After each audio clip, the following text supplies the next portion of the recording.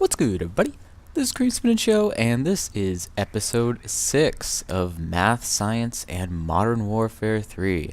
And today, we're going to be talking about something really awesome that I thoroughly enjoy in physics, and we're going to be talking about leap seconds. Now, before you get confused about leap seconds, keep in mind we are not talking about the 29th of February that occurs every 4 years. No, we are talking about the idea that at the end of every year there are a group of people who are in charge of keeping track of time and time synchronization, and they determine if there needs to be a leap second either added or subtracted from the clocks all around the world and the calendars. So this is something that is very, very cool. Now, leap seconds, like I said before, leap seconds are it's a singular second that is added, either added to or subtracted from the current time.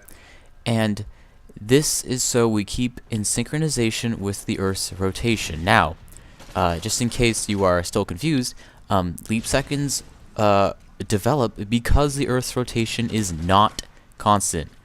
Like, for example, a leap day, the rotation of the Earth is 365.25 days long, right? So every 4 years, we add up the 1/4 that are left over from the 365, get the extra day.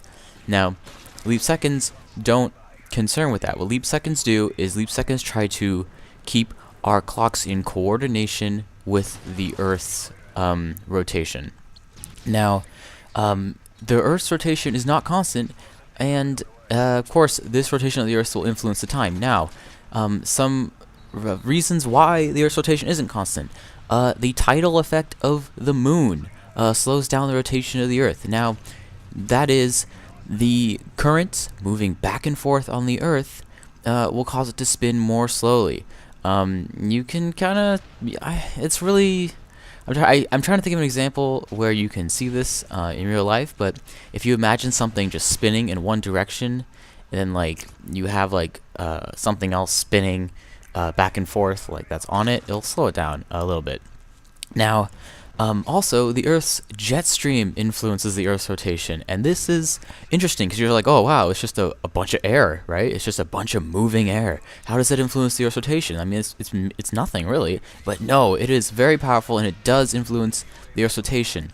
Now, the reason why this happens is because there are these slight change. The jet stream causes slight changes in the angular momentum of the Earth's rotation, and of course, this will either slow it up or speed it down, and in this case, it's not constant. Now, if you are curious about this, scientists have developed a mathematical model that can predict, that they can model the weather, and that will enable them to predict those changes in that angular momentum and the Earth's rotation. Now, another reason why leap seconds arise is because the Earth's crust is rebounding. And if you are unfamiliar with that term, rebounding means that the Earth is becoming more spherical. That is, earthquakes happen and mountains get, they level out more, the ice caps are melting, that kind of levels everything out, stuff like that. You can think of this as, just imagine like you have, I don't know, a golf ball, and those, how there's all those dimples in the golf ball. Imagine the golf ball that's in between the dimples. It's higher up than the holes of the dimples of the golf ball. So imagine those just leveling out, making it more spherical. That's rebounding. Now, keeping track of these seconds, although it seems kind of, I don't know, trivial, it's extremely important. Now, there are some severe consequences. By not keeping track of leap seconds, we'll eventually get to the point where midnight would be in the middle of the day, since our clock would not be relative to the position of the Earth's rotation, right? And this makes sense. Of course, it's going to take millions and millions of years. I mean, I'm guessing that the sun will take over the Earth before then. but nevertheless, it's still going to happen. If you keep adding 1 second, eventually all those seconds will add up. Now, a lot of people want to abolish the idea of leap seconds, and I'm here to argue that it is not a good idea. It is a terrible idea. Think of this as an example. Let's say we have 2 planes flying over an ocean. Now, we have 1 plane on a clock without leap seconds, and then we have 1 plane on a clock with leap seconds. And since the position of those planes rely on the velocity that they're traveling and the time to determine the location, if their times were not the same, there would be a chance that they would collide with one another if they were flying the same flight path. So, and also, pretty much the entire GPS system also depends on leap seconds. And just for all you computer science people out there, if those leap seconds are removed, all the code for that GPS system will have to be rewritten to allow for the differences between the time based on the sun's position and the time based on the atomic clocks. And just, you can keep applying this, right? The global economy depends on time synchronization. Again, example of this is just stocks, stuff like that. Now, in case you're wondering, since 1972, there have been 23 leap seconds added to the calendar. And now,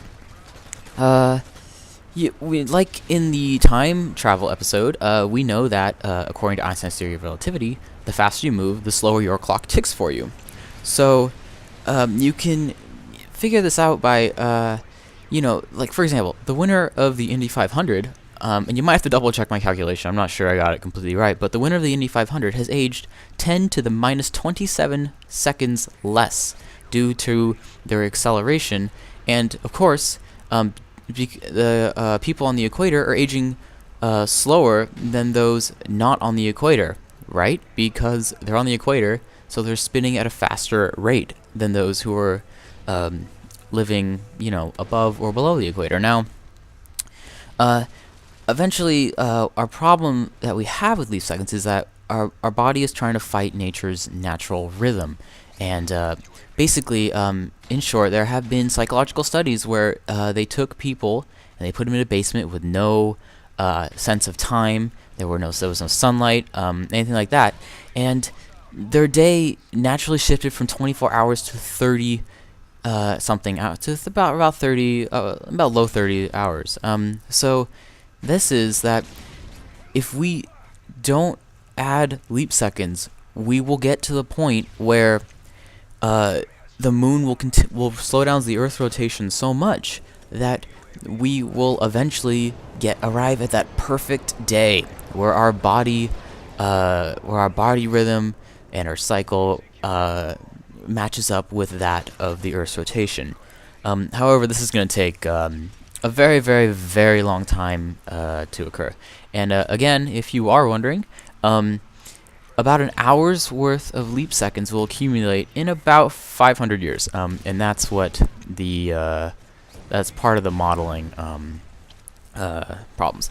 So now, in the long run, we know that the Earth's rotation is slowing down, but there is a solution to making sure it doesn't slow down, and this is a crazy solution, but hey, this is science and it's going to be cool anyway. So the solution revolves around geoengineering, right? And that is being in control of your planet. So let's say you want to speed up the rotation of the Earth. Fine, right? Strap some fucking rockets on the equator. Speed that bitch up, right? That'd be really cool. Or maybe you can purposefully cause earthquakes to redistribute the mass in a way so that the Earth's rotation will be affected so that it will speed up instead of slow down, right? How cool would that be? Or if you put water behind a dam, since the water tends to move to the equator due to centrifugal force, you could also make it spin faster. So that's all I have for leap seconds. I love it. Thanks for watching the video. I really appreciate it. Please subscribe to the channel, like the video. Please follow me on Twitter at CreamSpinachYo. You'll hear a lot of cool stuff there. And once again, thanks for watching and have a fantastic day.